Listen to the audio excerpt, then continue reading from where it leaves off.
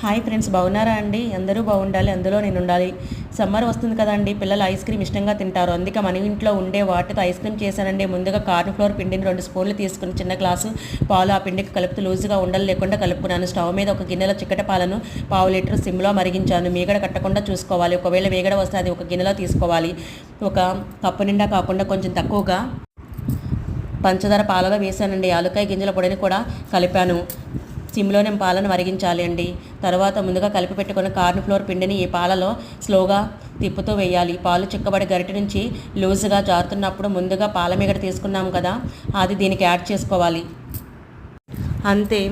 Stove off చేసి మన ఇంట్లో ఉండే ఒక గిన్నె లేదా బాక్స్లోకి ఈ మిశ్రమాన్ని తీసుకోవాలి. నేనైతే బాక్సు మూత పెట్టడానికి వీలుగా ఉంటుందని బాక్స్లోకి తీసుకున్నాను. తర్వాత డీప్ ఫ్రిడ్జ్లో 7 లేదా 8 గంటలు ఉంచి తీసుకుని తింటే నిజంగా బాగుంటుందండి. నాకైతే కుల్ఫీ తిన్నట్లు ఉందండి. పిల్లలకు మన